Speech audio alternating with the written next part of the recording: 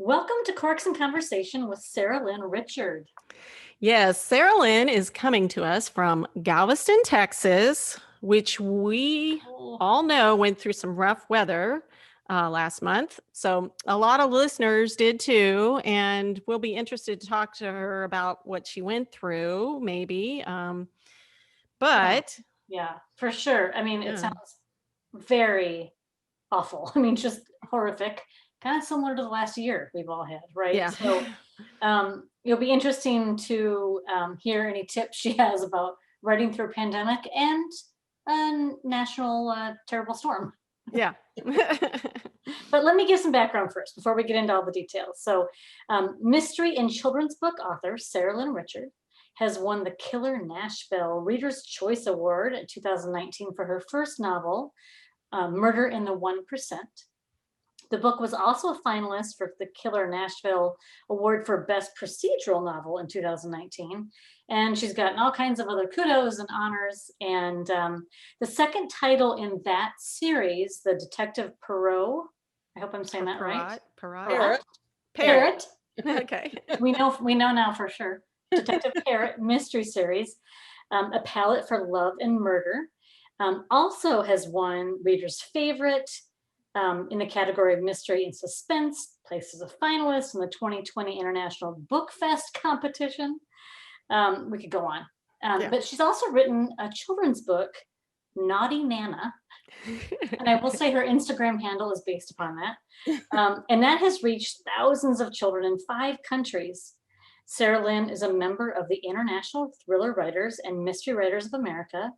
She has lived in New Orleans, St. Louis, Chicago, and now Galveston, Texas. So Saralyn, welcome to Game of Books podcast. It's great to see you. So much. I've been looking forward to this for a long time. Us too. Us too. And we're glad you got power and everything down there. So power and a heated shower, she told us today after 3 weeks. Yeah. Woo. So listen, if you're listening, you should definitely get on YouTube because she looks gorgeous. Oh, yeah. Okay, so obviously we need to talk about the first things first. Let's talk about wine, Christy. What are we drinking? Okay. So first I'll tell you what I chose, and then I'll explain why I chose it.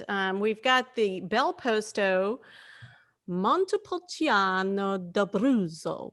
Okay, I don't know, my Italian is not great. But it's a nice red wine that has inviting aromas of cherries and spices that explode from the glass to offer a fine, fresh, and well orchestrated palate.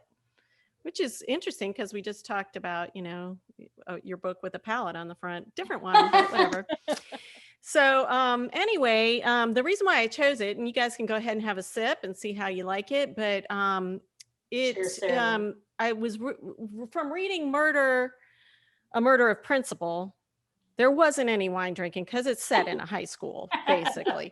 So I went with one of the dinners and they had ossobuco. So I said, all right, let me look this up. And then I found out that your first mystery novel, Murder in the 1%, began with an elegant dinner party for 13 old friends where they had a 9-course meal, which sounds wonderful to me, with wine pairings.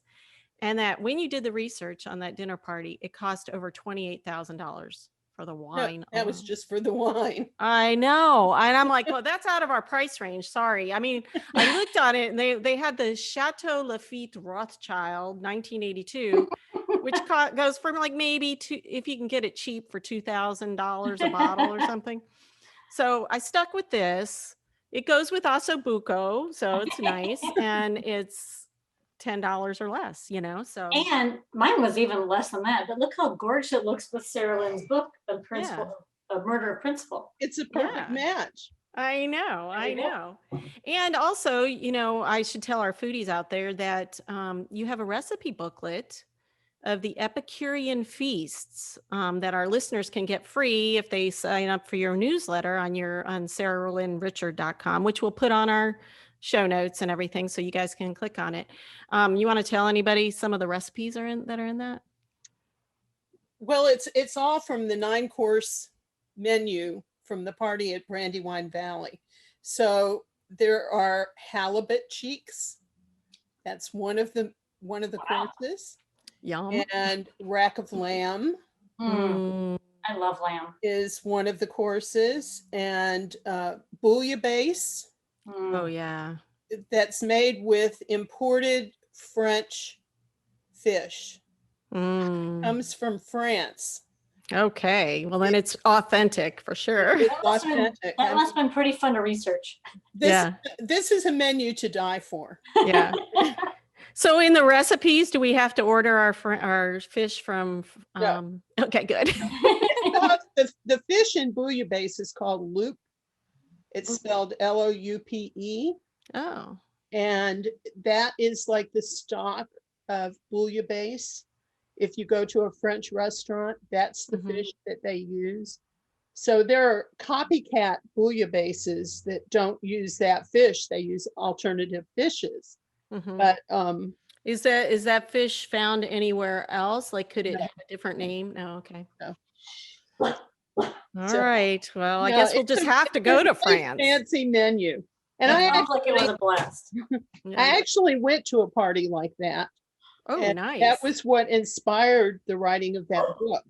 Oh, And then wow. you wanted to kill somebody after? I was sitting around after that fancy dinner, and I said, this would be a great setting for a mystery novel. Lovely evening, but I think we need to kill somebody now. Maybe they're poisonous halibut cheeks or something.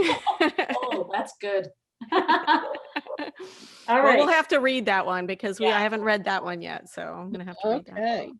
All right. Saralyn and I So, were talking about our dogs. My dog is now barking because of- oh, see, I didn't even notice because you it's don't? just, Oh, good. Okay. yeah. I mean, I did, I guess, on some level, but it was like, I don't know. May is usually so quiet. I don't know. He what's is, but going on. we're having an oddly warm day here in South Dakota for February. And so everybody in the tri-state area is out for a walk in my neighborhood and is making her go crazy.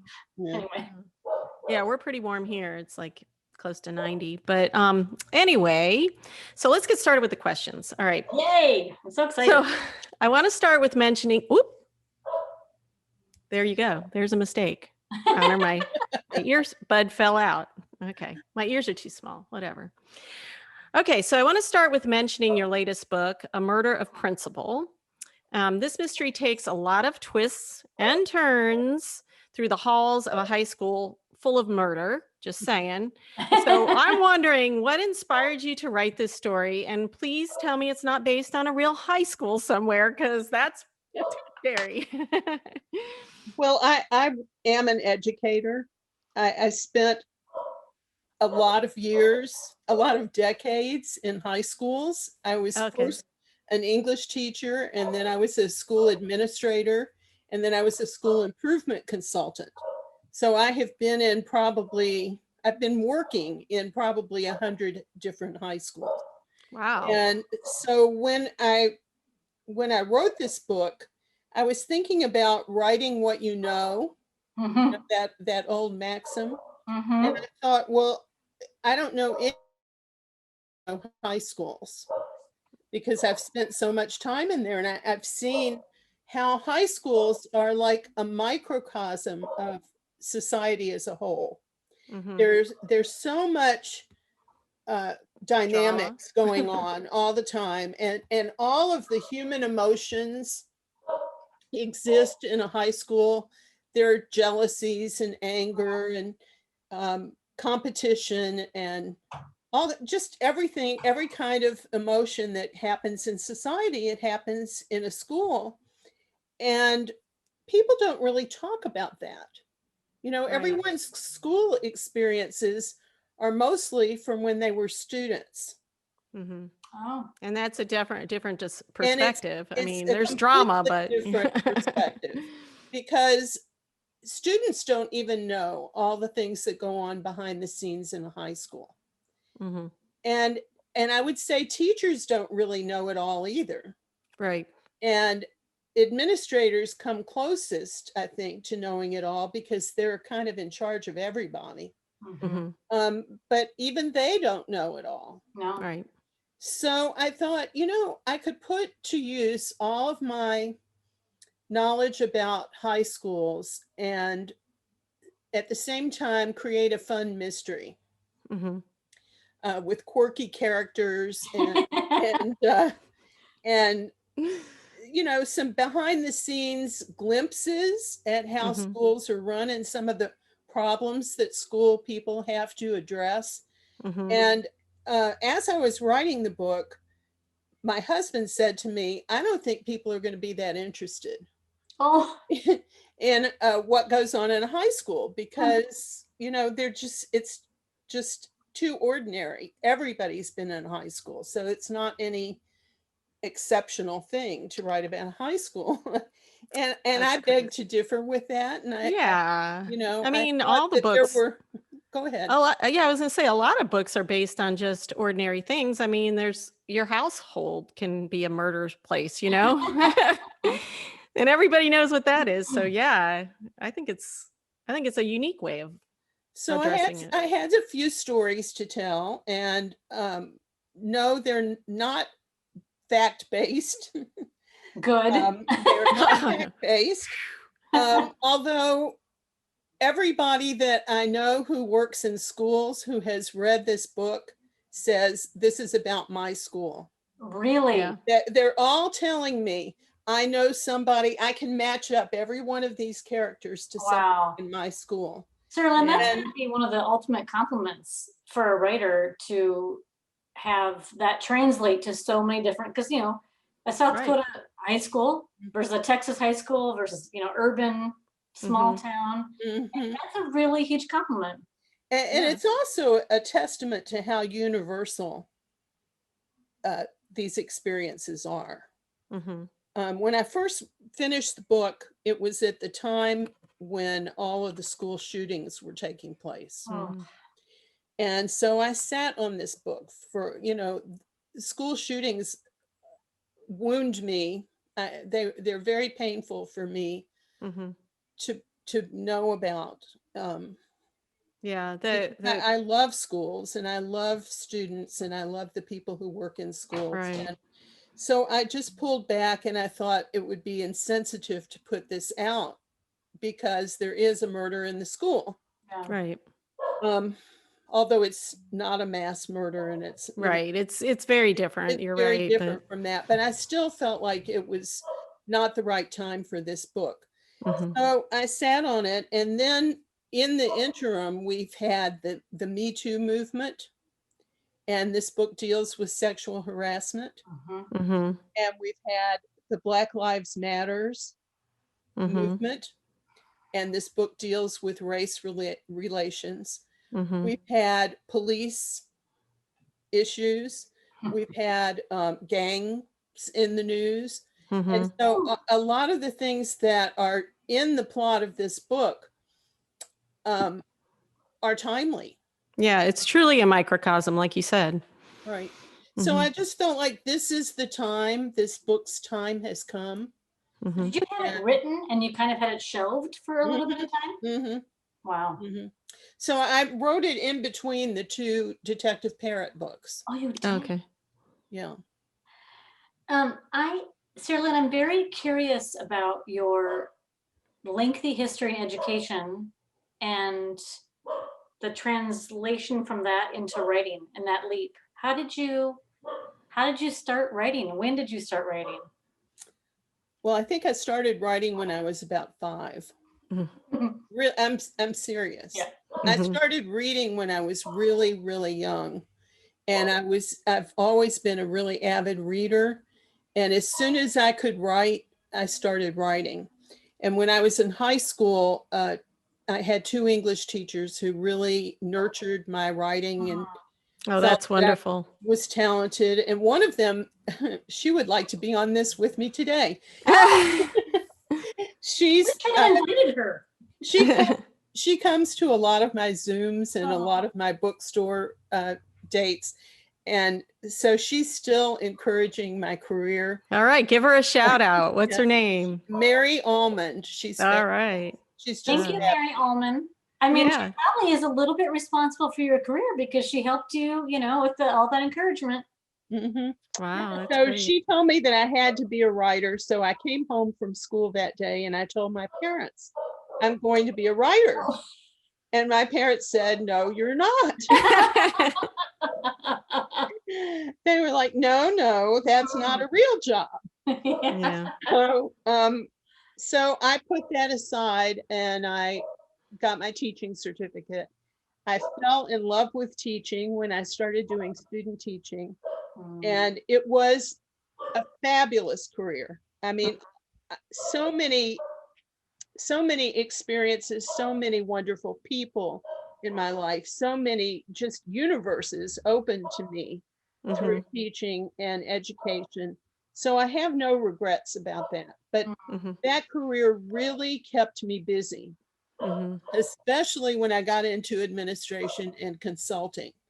So I really couldn't write during those years. I had lots of stories that I wanted to write. I had lots of thoughts about, oh, this would make a great book and that would make a great book. And I was collecting them, but I didn't have the time to really do sustained writing, and you need that. Right. Absolutely. Yeah. So I didn't really start writing until after I stopped consulting. So now I still teach, but I only teach once a week. I teach 2 classes a week at the Osher Lifelong Learning Institute. Oh, that's great. And that permits me to do writing. And then this pandemic has given me a like writer's license, Yeah. You have nothing else to do. So this is a great time.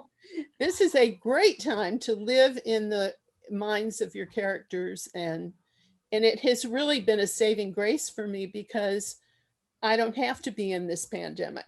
I can be in a different time, a different place, a different person, having, lots of action take place that's not taking place in real life.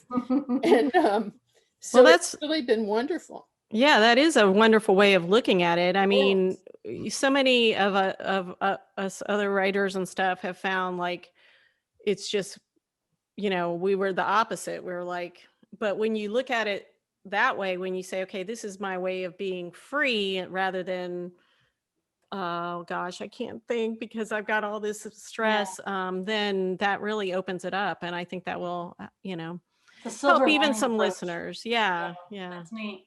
Yeah. Saralyn, before we leave the topic of education, I just am so curious to ask what your thoughts are about the challenges that educators and learners are facing during this COVID time. It's a hard question for me to answer, a very personal question, because I have family members who are really adversely affected. I think that a whole generation of kids is going to be undereducated. And it's, depending on what grade level they're at right now, I think it's going to affect them throughout their education, because you can't recoup these missing years. Yeah. I sometimes think they should, they should just say, look, we're going to all repeat the last year. So what if you're a year older? I mean, we all live longer, I guess. I wonder about, the immense pressures and burdens that educators have faced this last year. I wonder if a lot of them will, I hope not, but leave the profession, or, have some real, just PTSD kind of fallout from this year, and they're concerned for their students. And it's a heavy question, but it's a really important issue for us to talk about. I'm sure some will leave, but I'm also sure that I know some teachers who are still teaching at my different schools that I've been at. And the really dedicated teachers are just knocking themselves out, trying to address kids' needs and make class fun and engage. And still stay safe and keep their family safe. It's such a stressful thing. Yeah. It is, but it's amazing to see though what some teachers have done, like the amazing things that they're doing. I just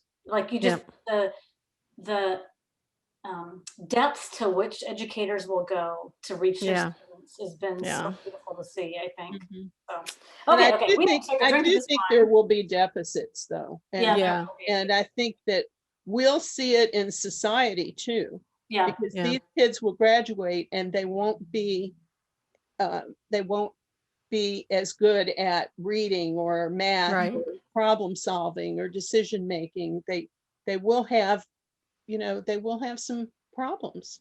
Mhm. And then they're going to be the teachers. And so Yeah. that's going to affect later generations. mhm. Mhm. It's self-perpetuating. Mhm. Yeah. All right, I think we need to lighten this up. We do too. We Yeah, do too. How about some wine? Have Here, some Sarah, yes. wine. Okay, Cheers. so Sarah Lynn, this is the point where we have a little midway stop for fun. And we do what we call the question in the bottle. It's maybe the kind of a conversation you might have at the bottom of a bottle, after a bottom of a bottle. All right. If you don't So like your question, you can pass. yeah, but they're fun. Yeah. Okay. So yeah, and this one is a pretty fun one. It is, what food have you never eaten but would really like to try? Mm. That's perfect, but given Sarah's I reading. know.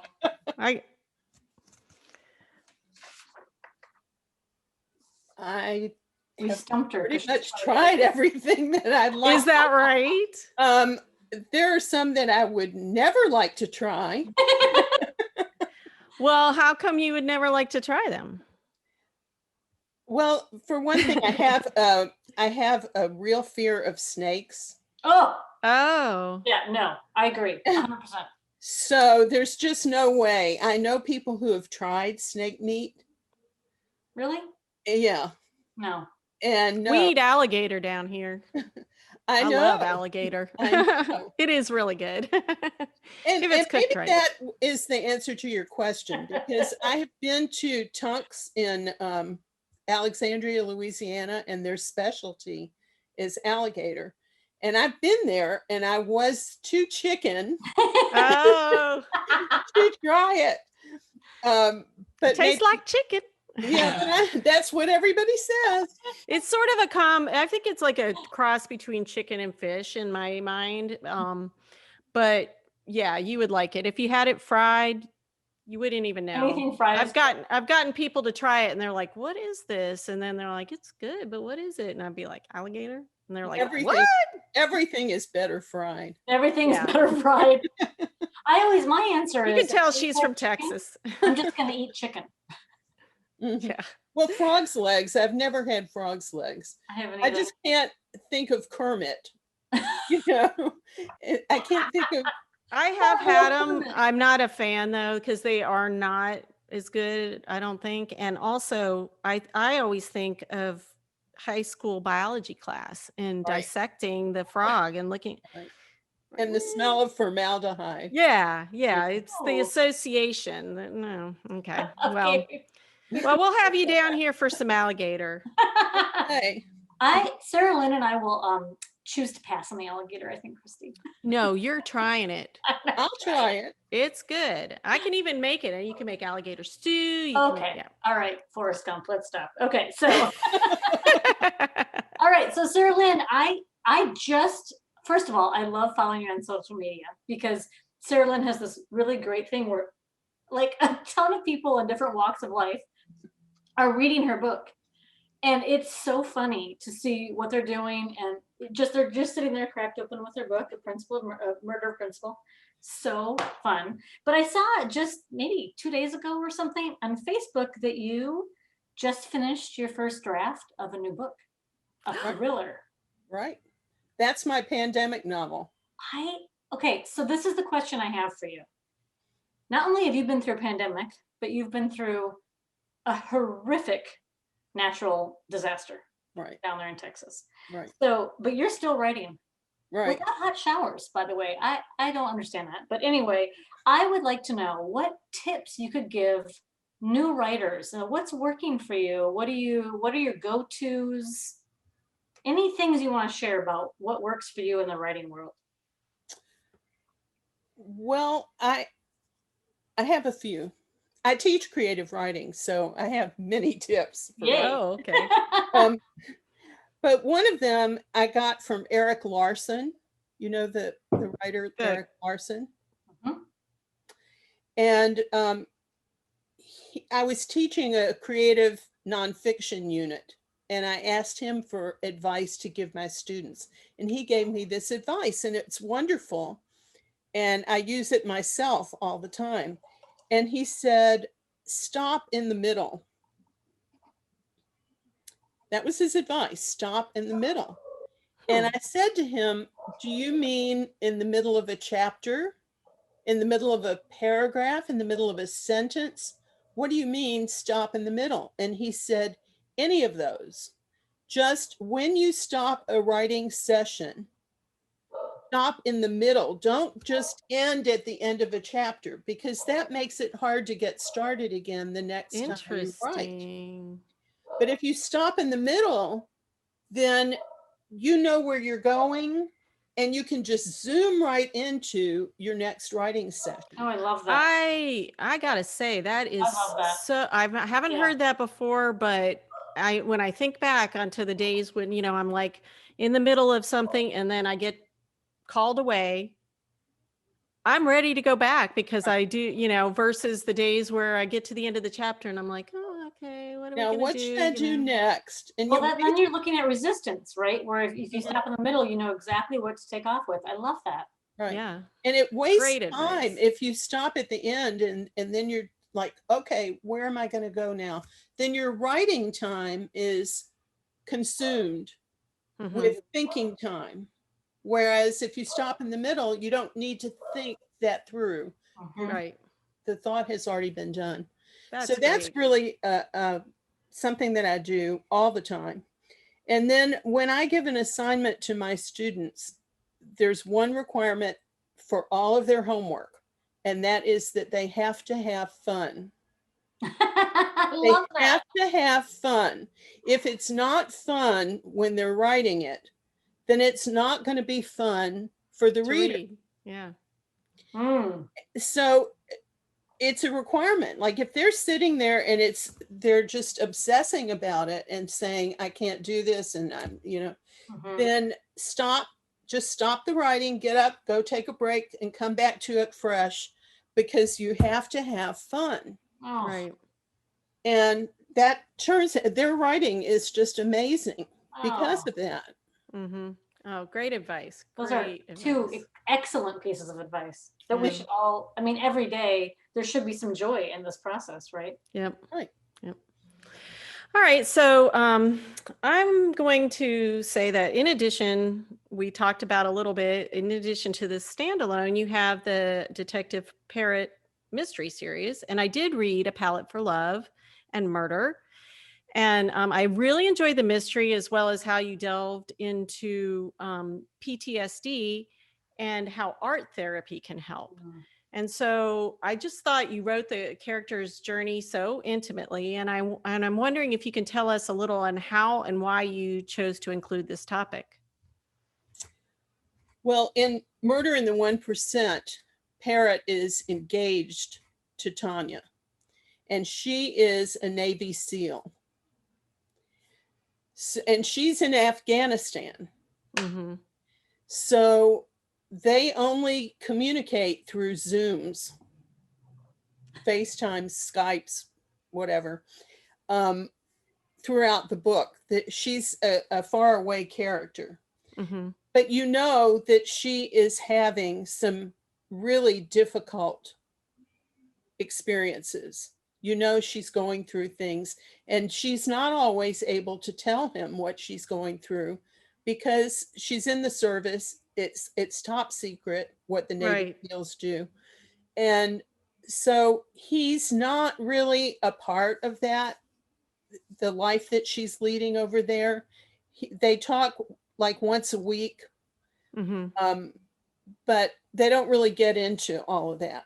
So at the end of Murder in the 1%, she comes back and they get married, and A Palette for Love and Murder starts off when they're still newlyweds. Mm. And you know that they're not going to have just this smooth, happy path, because no characters ever do. That would be Right. boring. And so her past in Afghanistan rears its ugly head early in their marriage. And that becomes a backdrop to the case that he's solving. Mm-hmm. And through, that's really the subplot Mm-hmm. to the case. And through some plot intersections, some coincidences, the two plots intertwine. And I think it brings light to both of them. Mm-hmm. You know, Mm-hmm. there's some wisdom that comes from one of the plots to the other, and then from that one to the first one. Right. Yeah, it does come together. And have you have you talked to anybody that does art therapy with PTSD? I mean, how did you research this to come Yes. up with this? Yes. I have a relative who has PTSD and was in Afghanistan. Oh, yeah. So I'm sure that was in the back of my mind when I wrote Tanya's character from the very Mhm. beginning. I also, in one of my education jobs, I was the fine arts chairperson. Oh. So I know a All lot. comes full circle, Saralyn. Yeah. I know a lot about art. Art was a concentration of mine in college. I studied art history, and I studied a lot about art professions, like what art can do for you, what music can do for you. And so art therapy and music therapy and even literary therapy, all of those can really help people who are going through difficult times. Yes, definitely. And Wow. one of the classes I teach is called Literary Tapas, and we read little pieces of literature and we discuss them using Socratic questioning. And one of the people in the class calls it group therapy with literature. And it really is, because Yeah. we, you know, the themes and the things that we talk about, the characters that we talk about in the stories, they all help us Mm-hmm. in our lives too. So Right. I think that's what the arts as a whole do Absolutely. for people. They really allow us to think at high levels, to analyze things and synthesize things, and they Mhm. make us more whole. Yeah. Absolutely. That's wonderful. Yeah. That's beautiful. I Oh, that just made me feel so good. know. Saralyn, we've been such a joy having you with us today. But before we go, Christy has one more. Okay. Which of your characters would you like to share a meal with, and what would it be?